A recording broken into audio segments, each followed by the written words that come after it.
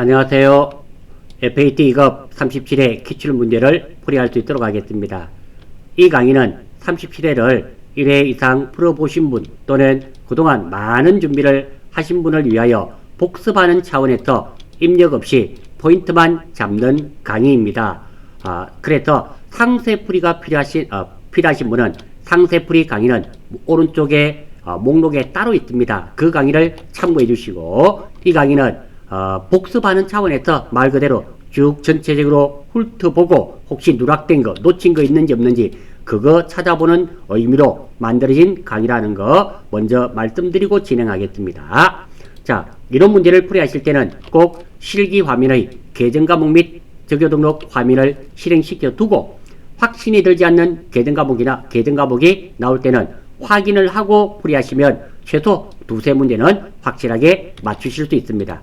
그래서 저도 실기 화면 계정 과목 및 적요 등록 실행시켜 두고 확신이 들지 않을 때는 보고하겠습니다. 자, 1번부터 보겠습니다.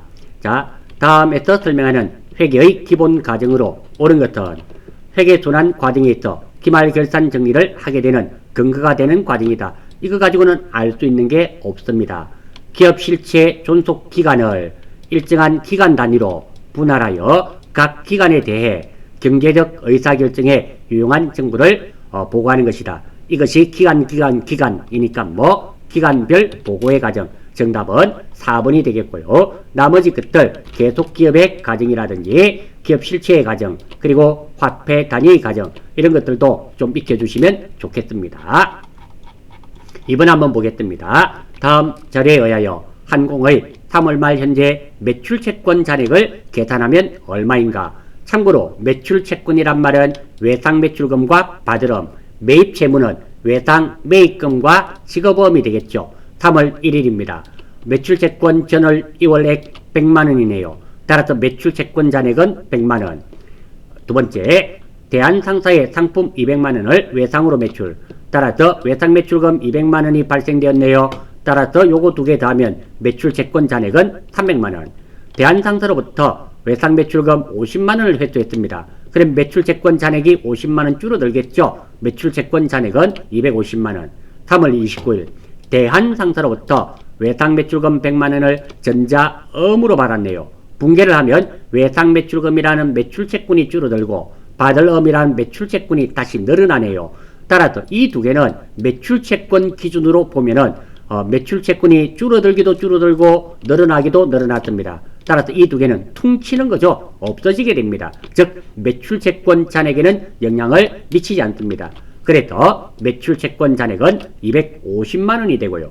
제가 보니까 이 문제에서 출제자는 이것을 물어본 겁니다. 3월 29일 날 이거 매출 채권 잔액에 변화가 없다라는 거. 왜? 외상 매출금이라는 매출 채권 줄어들고 받을음이라는 매출 채권이 늘어나니까 전혀 변화가 없습니다. 따라서 정답은 3번이 되겠네요.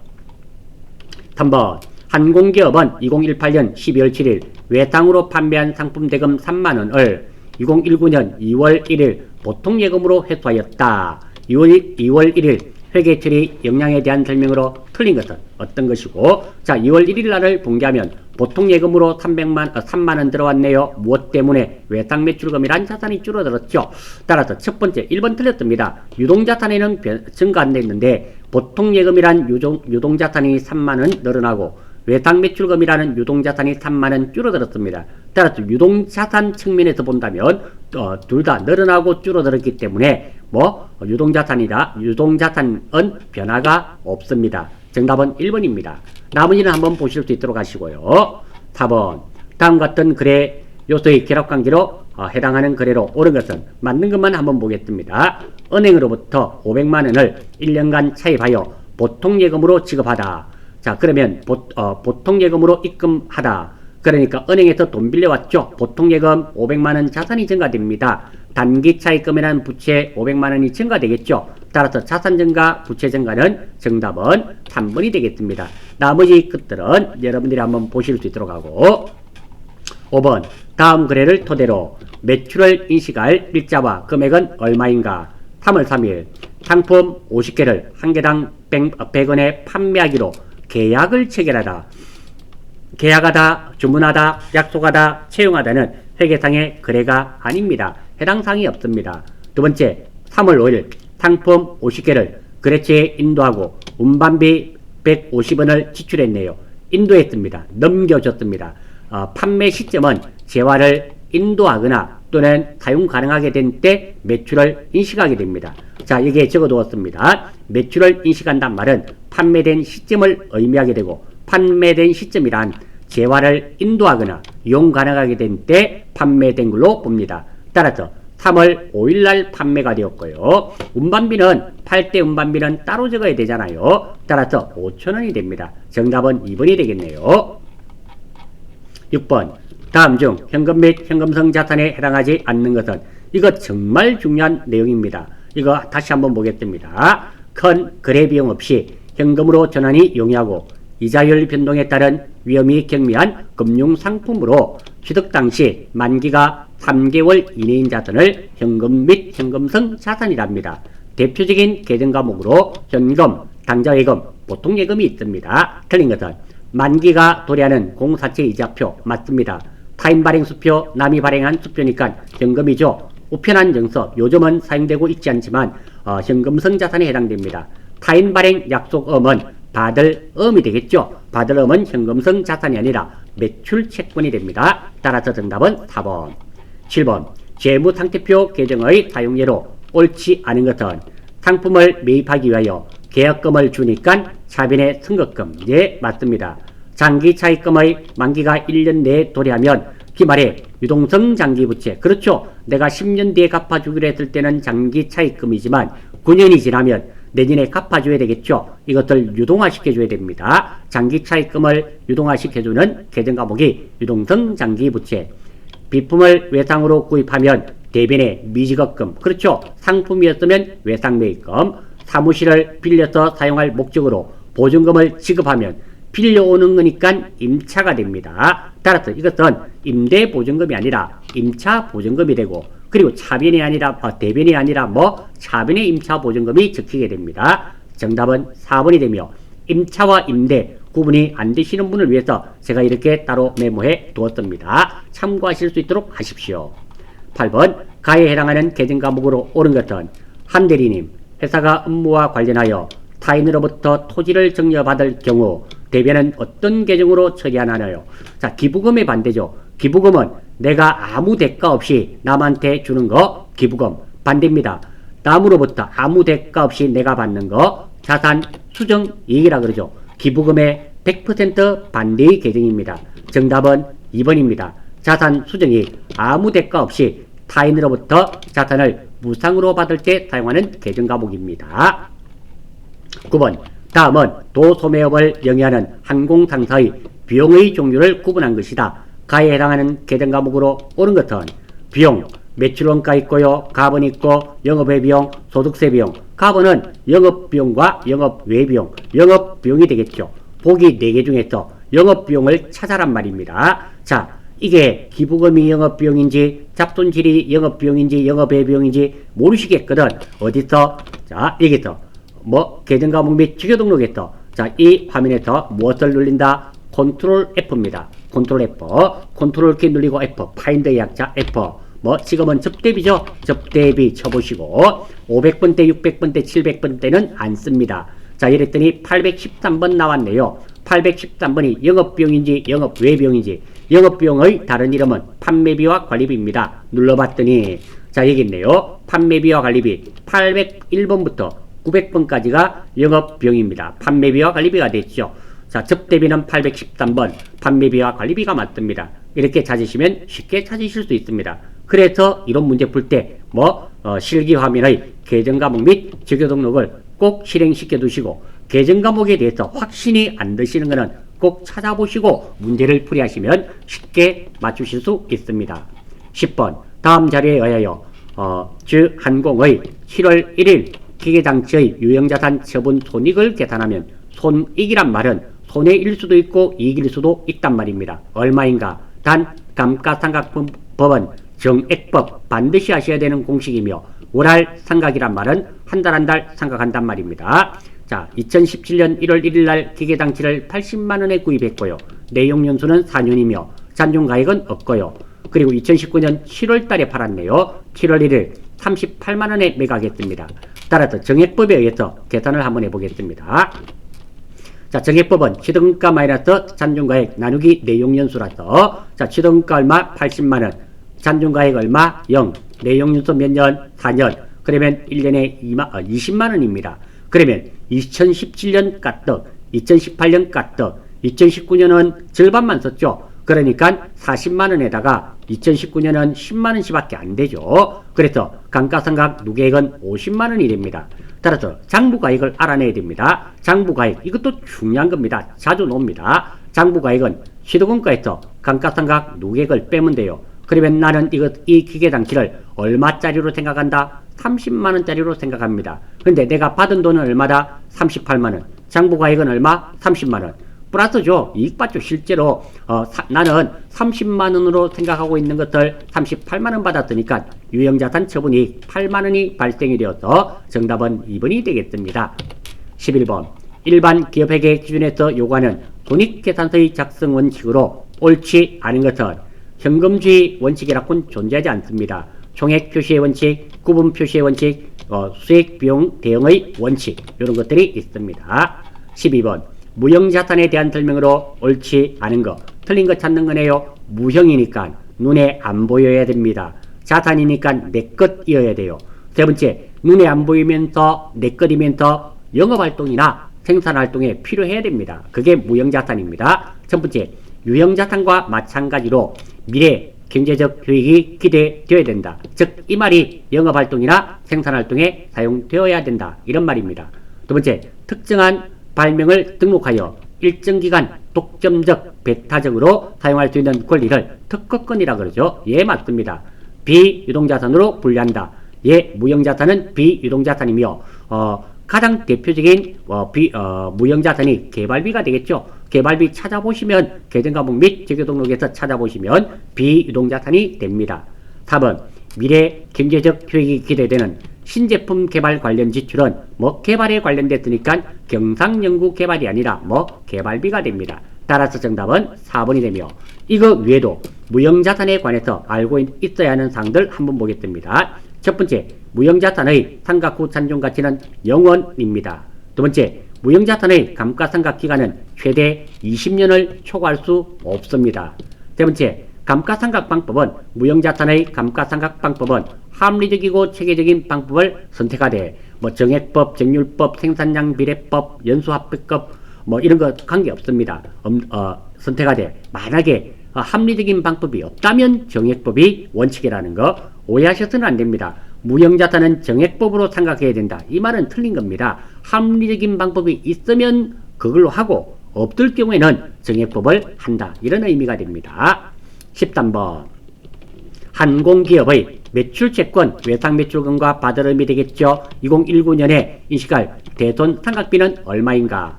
2019년 1월 1일 매출채권 1000만원, 대손충당금 50만원, 현재 대손충당금이 50만원이 있네요. 2019년 12월 31일 매출채권이 1100만원이고요. 이 중 8%에 대해서 회수가 어려울 것으로 예상된다.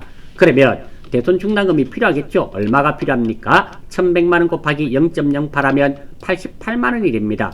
88만원. 그런데 내가 가지고 있는 대손충당금은 지금 얼마 있습니까? 50만원. 보충법 채워넣으면 됩니다. 얼마 더 채워넣으면 됩니까? 38만원. 따라서 정답은 1번이 됩니다. 결산분계 때 대손상각비 38만원, 대손충당금 38만원. 물어본 것은 대손상각비죠. 38만원. 정답은 1번이 되겠습니다. 그리고 대손에 관련된 문제는 이론 및 실기에 거의 출제됩니다. 반드시 아셔야 되는 그런 부분입니다. 14번 유가증권 관련 자료이다. 회계 처리할 때 차변에 계상할, 계상이란 말은 장부에 기록할 계정과목과 금액은 장기 투자의 목적으로 주 대안의 발생 주식 100주를 주당 액면금액, 남회사 주식은 필요가 없습니다. 주당 7,000원에 구입하고 수수료 2만원과 함께 현금으로 지급하다.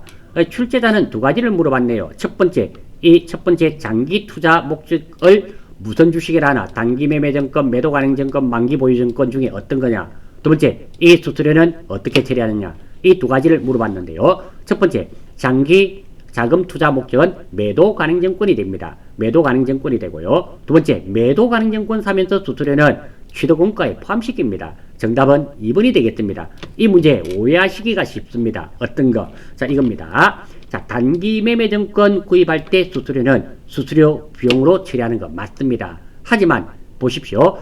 자, 단기 매매증권 구입할 때만입니다. 나머지 매도 가능증권이나 만기 보유증권은 수수료 비용으로 처리하지 않습니다. 취득원가에 포함시킨다는 거, 요거 놓치시기 쉽습니다. 단기 매매증권이 답이 되려면 시세 차익을 목적으로 이런 말이 반드시 나와야 됩니다. 만기 보유증권이 답이 될 경우는 만기까지 보유한다는 이런 말이 반드시 나와야지만 만기 보유증권이 됩니다. 나머지는 매도 가능증권이 되겠습니다. 다음 15번. 항공기업은 2019년 10월 1일 화재보험료 1년분을 6만원의 선지급하고 무엇으로 처리했다? 보험료로 준 것이 아니라 선급비용 자산입니다. 처리한 후 19년 결산분개를 하지 않았다. 19년 말 재무제표에 미치는 영향으로 맞는 것은 선급비용은 월할 생각한다. 한 달 한 달 생각하겠단 말입니다. 자, 여기 한번 보겠습니다.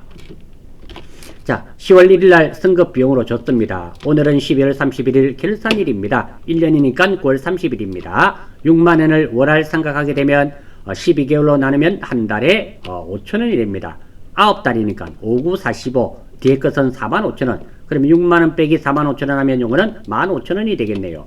자, 여기서 이제 출발이 됩니다. 자, 10월 1일 날 자, 주는 시점에서 자산으로 했습니다. 주는 시점에 계정 과목이 자산이나 부채이면 앞에 돈을 무조건 줄이는 겁니다. 다시 한 번 더. 주는 시점에서 자산이나 부채 계정으로 처리했을 때는 앞의 돈을 무조건 줄입니다. 선급비용은 자산입니다. 줄어들려면 어느 변에 간다? 대변. 앞에 돈은 얼마입니까? 15,000원입니다. 무엇 때문에 줄어들었습니까? 보험료 때문에 줄어들었죠. 따라서 결산분기 이것이 누락이 되었습니다. 첫 번째, 보험료란 비용이 발생돼야 되는데 발생 안 됐고, 선급비용이란 자산이 줄어야 되는데 줄지 않았습니다. 결과로 오는 것은 비용이 15,000원 과대에 해당된다. 6만원은 해당 사항도 없습니다. 자, 보험료 과대가 아니라 15,000원 이게 발생돼야 되는데 누락이 됐기 때문에 발생되지 않았고, 그러면 과속에 해당되죠. 1번 틀렸습니다.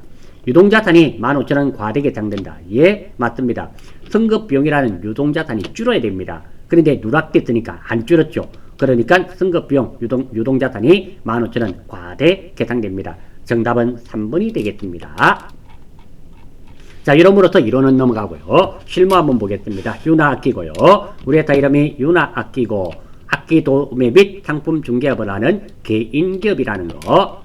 그리고 우리 개인기업에서 대표자 개인적인 지출의 용도 지출은 인출금입니다. FAT 2급에서는 인출금, 1급은 신경 쓸 필요 없습니다. 1급에서는 법인기업이고 가지급금입니다. 1번 거래처 등록 여러분들이 해보시면 됩니다. 그런데 이메일 주소 있죠? 이거는 실기 화면 한번 보겠습니다. 이 메일 주소는 여기에 없습니다. 자, 여기에 거래처 등록 눌러주시고요.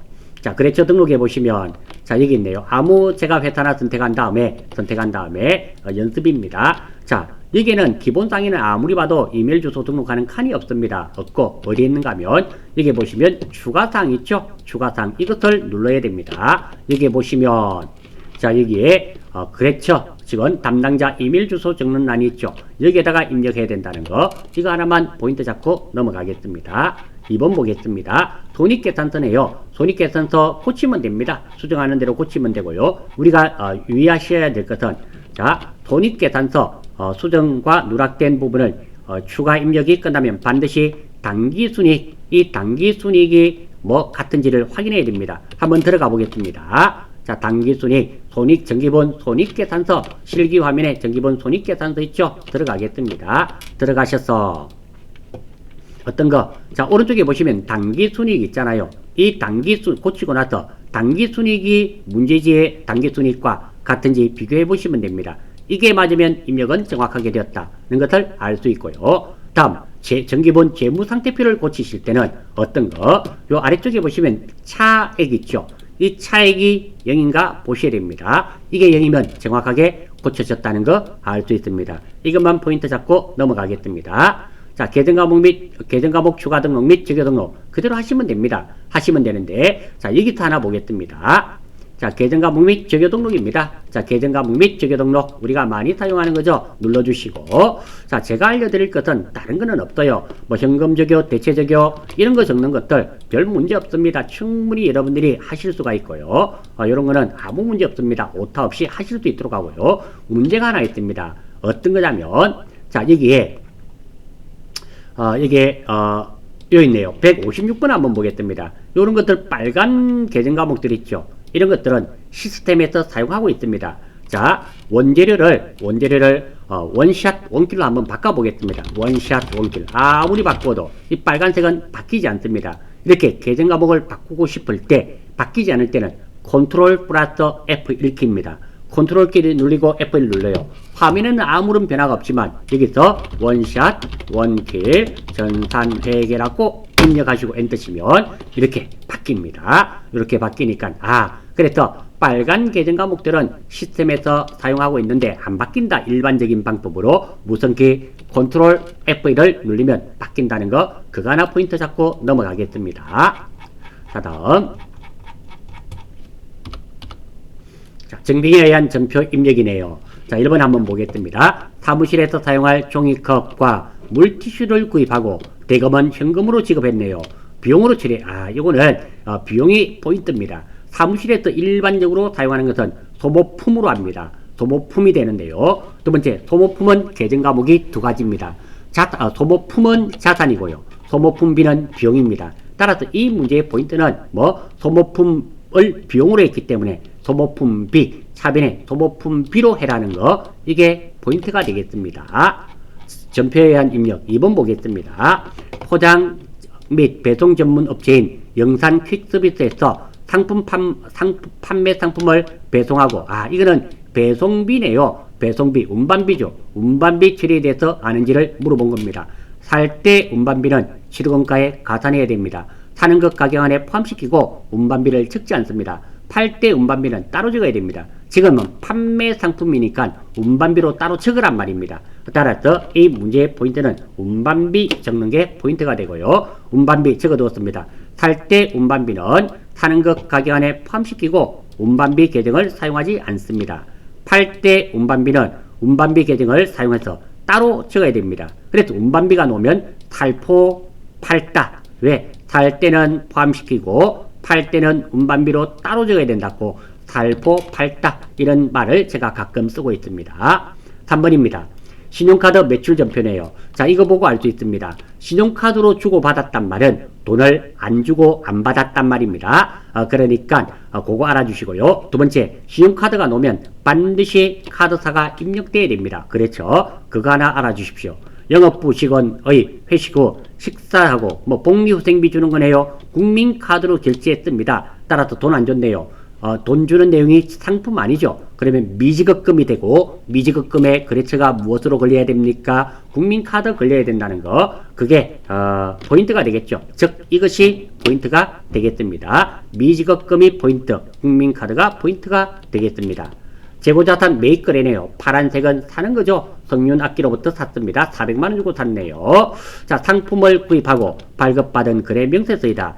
7월 20일 지급한 계약금을 차감한 잔액을 월말에 지급하기로 했다. 월말에 지급하기로 했단 말은 돈을 안 줬단 말입니다. 자, 이 문제에서 포인트는, 문제는 7월 23일 문제입니다. 그런데 문제 안에 20일이 나왔습니다. 반드시 일반전표 20일 날 들어가 봐야 됩니다. 그리고 나서 해결하셔야 됩니다. 따라서 일반전표 들어가 보겠습니다. 일반전표 몇 월 며칠 0720 들어왔습니다.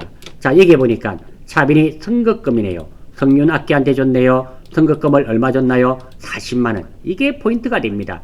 주는 시점에서 뭘로 처리했다? 선급금. 선급금이 얼마다? 40만원이다. 이거 아시는 게 이 문제의 포인트가 되겠습니다. 자, 따라서 이게 정리해 두었습니다. 자, 이 문제는 선급금 40만원, 성윤악기, 이게 포인트가 되겠고요. 문제에 해당 날짜 이외에 다른 날짜가 나오면 반드시 일반 전표에 다른 날짜를 들어가서 확인 후 문제를 풀이하셔야지 실수를 방지할 수 있습니다. 그래서 7월 20일 날 들어가 보면 선급금 계정 과목도 나와 있고 돈도 나와 있고 거래처도 나와 있습니다. 놓치지 않는다는 거 포인트로 잡겠습니다. 다음 유무형자산 매각이네요. 7월 31일입니다. 차량 운반구 파는 거고 살 때 2,500만원, 팔 때 감가상각 누계 가치가 1,000만원 떨어졌네요. 매매 대금 중 1,500만원 중 1,500만원 받고 팔았네요. 500만원 현금 받고 나머지는 다음 달에 받기로 했습니다. 자, 유형자산 처분하는 내용입니다. 자, 이거 제가 순서를 적어 두었고요. 반드시 이 순서대로 유형자산 처분할 때는 이 순서대로 하실 수 있도록 하십시오. 아니다, 나는 이거 이렇게 안 하더라도 잘한다, 그러면 그렇게 하시면 됩니다. 첫 번째, 팔려는 유형자산과 시도금가를 대변에 적습니다. 자, 팔려는 유형자산 차량 운반구였습니다. 시도금가 2,500만원 있습니다. 2번, 감가상각 누계액을 차변에 적습니다. 감가상각 누계액이 1,000만원이었습니다. 세 번째, 시도금가에서 감가상각 누계액을 빼서 장부가액을 구합니다. 그럼 2,500만원에서 1,000만원 빼니까 나는 얼마짜리 생각한다? 1,500만원으로 생각합니다. 그 받는 돈에서 장부가액을 뺍니다. 받는 돈 얼마? 1,500에서 1,500을 빼니까 0입니다. 이익도 안 받고 손해도 안 받습니다. 그러면 유형자산 처분이 처분 손실을 적을 필요가 없습니다. 마지막으로 돈 받는 내용, 차변에 현금 500만원, 못 받은 돈 1,000만원, 미수금이죠. 재고자산 아니니까 그래서 걸어줘야 됩니다. 따라서 이 문제의 포인트는 유형자산 처분하는 방법을 알고 있는가를 물어본 문제이며, 이 문제는 FAT 1급 그리고 TAT에도 다 출제되는 그런 내용이니까 반드시 알아주셔야 됩니다. 다음 그러네요. 다인 피아노와 상품 매출 계약을 하고 계약금을 자, 이거는 매출이 아닙니다. 계약금을 받는 내용이네요. 먼저면 뭐가 된다? 선, 받는 거는 수, 돈이니까 금, 선수금 받는 거네요. 포인트는 그게 되겠습니다. 별거 없습니다. 자, 다음 요 문제에서 핵심은 선수금이죠. 선수금. 요게 포인트가 되겠습니다. 물론 그래서는 항상 신경 쓰셔야 됩니다. 다음 전자음이 나왔네요. 자, 음이 나오면 항상 등록을 하셔야 됩니다. 등록을 하셔야 되고요. 자, 이 문제 한번 보겠습니다. 날짜가 8월 10일이네요. 일반 전표 8월 10일 0810. 자, 이게 제가 미리 입력해 둔 게 있죠. 받을 찍으셔서 자금 관리할 때는 F3키입니다. F3 누르면 하단에 놓습니다. 하단에 놓는데, 자, 이렇게 하얀 부분은 나와 있는 것들은 다들 입력해야 됩니다. 바꾸셔야 돼요. 특히 이 중에서 많은 학생들이 놓치는 것은 어떤 거냐면 음의 종류입니다. 지금 분명히 문제지에서 전자음으로 되어 있습니다. 그런데 이게 펴보시면 아래쪽에 약속음으로 참 많이 되어 있습니다. 이거 전자 6번으로 바꾸셔야 됩니다. 두 번째입니다. 자, 음번호입니다. 음번호 요거는 클릭하셔서 F2를 해보시면 등록된 게 있을 수 있습니다. 그럼 F2에서 등록된 게 있으면 그대로 확인하시면 되고, 없으면 번호를 실질적으로 입력을 해야 됩니다. 자, 이 문제는 제가 입력을 했습니다. F2 해보니까 등록된 번호가 없었습니다. 나머지 것들 만기일이라든지 발행일이라든지 이런 것들은 여러분들이 문제지에 나와 있으니까 보고 다 입력하시면 됩니다. 있는 것만 입력하시면 되니까 크게 문제 없습니다. 이거 어디입니까? FAT 1급 TAT에도 다 출제되는 내용이니까 자금 관리하는 거 꼭 확실하게 하실 수 있도록 하십시오. 다음 수연플롯의 상품 외상 판매대금을 전자음을, 이거 외상 매출금 받는 거죠. 외상 매출금을 무엇으로 받았다? 음으로 받는 거죠. 위에 있는 문제입니다. 자, 다음 입금표가 나와 있네요. 9번 10만원 받았습니다. 날짜는 8월 20일 공사계약금이네요. 100만원입니다. 자, 자료일 창고 건물의 신축 공사를 위한 계약금을 8월 14일 지급하고 받은 입금표다. 이거 100만원 주고 입금표 받았네요. 다음 업체 사정으로 창고 건물의 신축 공사가 불가능하게 되어 지급하였던 계약금 200만원을 국민은행 보통 그러니까 이 말이네요. 내가 건물 지으려고 계약금을 줬었습니다. 근데 그게 계약이 파기되어서 그 돈을 돌려받는 내용이네요. 자, 이 문제도 마찬가지 아닙니까? 자, 날짜는 언제입니까? 8월 20일. 그런데 8월 14일을 지급하고 받은 입금표라 그때 있잖아요. 그러니까 문제와 다른 날이 나왔을 때는 꼭 8월 14일 날 들어가 봐야 됩니다. 따라서 8월 14일입니다. 들어가 봤더니 자, 여기 나와 있네요. 현금 줬네요. 건설 중인 자산입니다. 자, 우리가 일반적인 계약금을 주면 선급금이 됩니다. 하지만 건물 주기 위해서 준 계약금은 건설 중인 자산으로 한다는 거. 자, 이거 많은 학생들이 이 날짜를 들어가 보지 않으면 선급금으로 하실 수도 있습니다. 그런 실수를 방지하려면 조금 전에도 말씀드렸습니다. 날짜가 다른 게 나오면 반드시 요 날짜에 들어가서 확인을 하고 문제를 푸셔야지 실수를 방지할 수 있다라는 겁니다. 자, 그래서 지금은 건설 중인 자산 100만 원이라는 거 요거 하나 포인트가 되고요. 두 번째입니다. 자, 문제 중에 해당 일자 이외의 날짜가 나올 경우 반드시 일반 전표의 다른 날짜를 확인한 후 문제를 풀이해야 실수를 방지할 수 있다는 거 하나 알려드리고요. 두 번째, 자, 답안지에는 보시면 건설 중인 자산에 던던 시공이 나와 있지 않습니다. 저는 그런데 적었습니다. 이유는 간단합니다. 자, 건설 중인 자산은 선급금의 개념입니다. 계약금을 먼저 줬기 때문에 선급금의 개념입니다.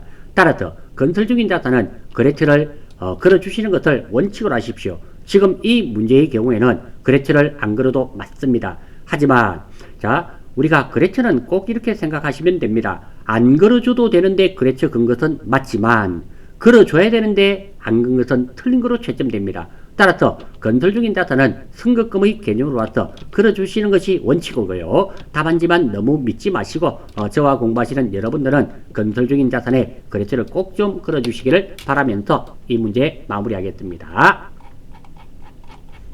자, 다음 이체 조회 결과네요. 8월 22일입니다. 자, 지방 출장 간 박선주 사원으로부터 출장비 추가 입금이 요청해서 이 많은 학생이 틀리겠습니다. 자, 한번 봐요. 우리가 일반적으로 출장비가 주게 되면 여비교통비 아니면 가지급금입니다. 포인트는 바로 그겁니다. 여비교통비와 가지급금의 구분입니다. 자, 포인트 여비교통비와 가지급금의 구분입니다. 여비교통비는 출장지에서 실제로 사용한 금액이고 가지급금은 출장 갈 때 어림잡아 지급하는 돈입니다. 따라서 여비교통비는 따로 정산을 하지 않습니다. 계정과목이 여비교통비로 처리한 경우는 따로 다녀와서 정산하지 않는 거고요. 가지급금은 출장 다녀와서 다시 정산을 해야 됩니다. 자, 이거 한번 보십시오. 박선주가 출장을 갔는데 출장지에서 추가 입금 요청이 있었지 않습니까? 박선주가 출장 갈 때 어림잡아서 돈을 줬겠죠. 근데 모자라서 돈 더 달라 했습니다. 다녀오면 어때요? 총 줬던 돈에서 영수증 받아서 여비교통비로 정산하겠죠. 이 내용은 박선주가 출장 다녀와서 정산하게 됩니다. 그러면 이 계정 과목은 여비교통비가 아니라 가지급금이 선택되어야 됩니다. 따라서 가지급금, 이것이 이 문제의 포인트입니다. 이것을 많은 학생들이 여비교통비로 할 확률이 많네요. 자, 이 문제를 맞추기 위해서는 이게 필요합니다. 여비교통비는 따로 정산을 하지 않고 가지급금은 출장 다녀와서 정산해야 된다는 것이 이 문제의 포인트입니다. 10분 한번 보겠습니다. 8월 25일 창고로 사용할 목적으로 주 현대빌딩의 건물을 임차 빌렸죠. 보증금 500만원을 국민은행 보통예금 통장에서 이체했네요. 임차 보증금 주는 거네요. 여기에 보증금에 대해서는 거래처를 입력할 거 별 문제 없습니다. 요것은 임차 보증금입니다. 임차 보증금 500만원 이거 찾아내는 게 포인트고요. 자, 여기서 거래처를 걸어달라 했기 때문에 안 걸리면 틀린 거로 채점하겠단 말입니다. 자, 임차 보증금, 임대 보증금 계정 과목은 이런 말이 없다 하더라도 거래처를 입력하라는 지시사항이 없다 하더라도 거래처를 걸어 주셔야 됩니다. 자, 입력자료 수정이네요. 수정. 자, 계약금을 국민은행 보통예금 계좌에서 이체한 걸 계약금 줬으니까 뭘로 바꾸면 되겠습니까? 선급금이 되겠죠. 물론 거래처도 그래야 됩니다. 자, 요거 한번 볼까요? 자, 이렇게 일반 전표를 줘야 하면 이렇게 미지급금으로 되어 있습니다. 이것을 무엇으로 바꿔야 된다? 미지급금을 선급금으로 바꾸는데요. 자, 이게 찬미가 아니라 한번 볼까요? 제가 잘못 적었는데요. 계약금을 했는데 자, 요게 천년학기죠. 이게 천년학기입니다. 그래서 요것만 바꾸시면 안 돼요. 미지급금을 무엇으로 선급금으로도 바꿔야 되지만 찬미를 뭘로? 천년으로. 요거 잘못 적었습니다. 천년으로도 바꿔야 됩니다. 요 거래처도 좀 신경 쓰실 수 있도록 하십시오. 이번 자리의 수정이네요. 자, 직원 시내 출장 택시를 이용하고 신용카드로 결제했다. 신용카드로 결제했으니까 돈 안 준 내용이고요. 삼성카드 거래처가 걸려야 됩니다. 그리고 여기 한번 보십시오. 시내 출장입니다. 택시를 이용했습니다. 이 카드로 결제했기 때문에 나중에 정산할까요? 안 할까요? 정산하지 않습니다. 그럼 이게 가지급금 돼야 될까요? 아니면 여비교통비로 처리돼야 될까요? 이것은 바로 여비교통비로 처리돼야 되겠죠. 따라서 일반 전표에 조회해 보시면 일반 전표에 조회해 보시면 운반비 45만원 돼 있는데요. 이게 아니라 뭐 운반비 45만원을 여비교통비로 바꾸어줘야 된다. 이거 여비교통비 계정과 가지급금 계정의 구분은 일반 전표 구분 조금 전에 말씀드렸죠. 확인하실 수 있도록 하십시오.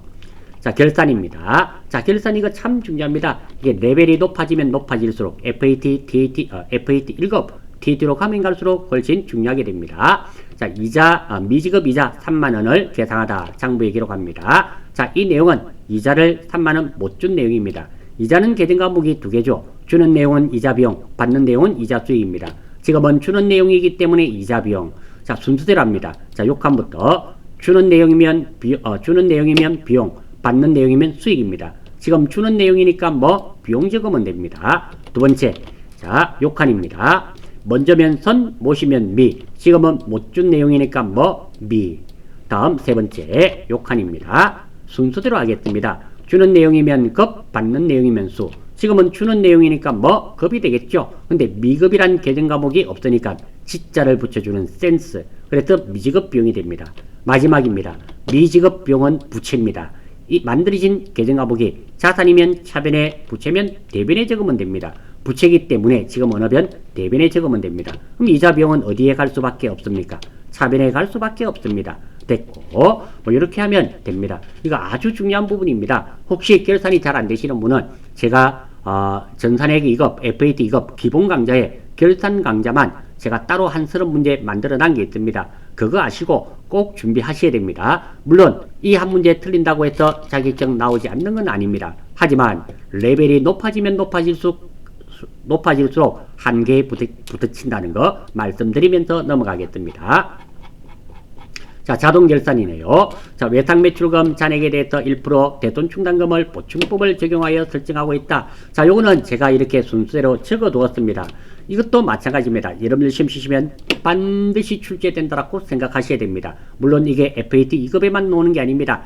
FAT 1급 그리고 TAT 2급 다 출제됩니다. 이론 실기에 다 출제되니까 전산회계 1, 2급 다 출제됩니다. 반드시 익혀주시고 이거는 놓쳐서는 안 되는 그런 중요한 부분이니까 요 따라 한번 해보실 수 있도록 하십시오. 자, 총계등 원장에서 조회라 그랬죠? 요거는 뭐 조회하는 문제는 들어가서 월을 잘 보셔야 됩니다. 월을 잘 보시고 그리고 복리후생비와 접대비 지출이니까 각각 한 번 가장 많이 지급한 월 찾으시면 됩니다. 아무 문제 없습니다. 격리일보도 마찬가지고 이것도 격리일보에 들어가시면 됩니다. 들어가셔서 3월 3일 들어가셔서 확인해 보시면 됩니다. 이것도 뭐 별 문제 없습니다. 조회하는 문제는 우리 FAT 2급에서 조회하는 문제는 어디서 찾아라고 다 가르쳐 줍니다. 자, 다음 요거 3번이 좀 어렵습니다. 자, 3번 6월 말 현재 한번 해보겠습니다. 유용자 단준 비품 장부가액입니다. 비품이 아니라 비품의 장부가액의 전년도 대비 증가액은 얼마고 재무상태표를 조회했습니다. 한번 들어가 보겠습니다. 첫 번째 재무상태표. 자, 우리 정기분이 아닙니다. 결산재무제표에 보시면 재무상태표가 있습니다. 여기에 들어가서 자, 날짜는 몇 월 며칠입니까? 6월 말입니다. 12월 하셔서는 안 돼요. 06월입니다.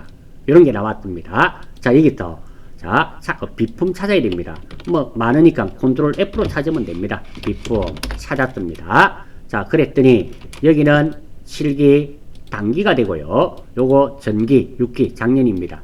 자, 여기서 찾는데요. 자, 이 금액을 한번 잘 보십시오. 비품을 제일 꼭대기 나와 있네요. 자, 이거는 실기의 비품의 취득원가입니다. 취득원가. 이것은 감가상각 누계액. 이것이 장부가액입니다. 취득원가에서 감가상각 누계액 뺀 게 장부가액입니다. 그리고 이게 또 마찬가지입니다. 6기의 비품의 취득원가.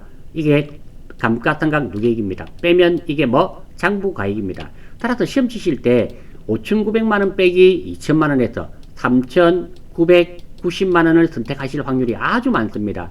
그런 분들은 무엇을 놓쳤다? 이 장부가액이란 말, 이 말을 놓쳤습니다. 안 됩니다. 자, 포인트. 비품의 장부가액입니다.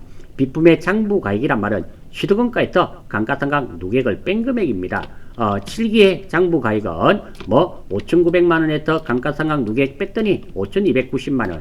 그리고 6기의 장부가액은 2,000만원에서 500만원 뺐더니 1,500만원입니다.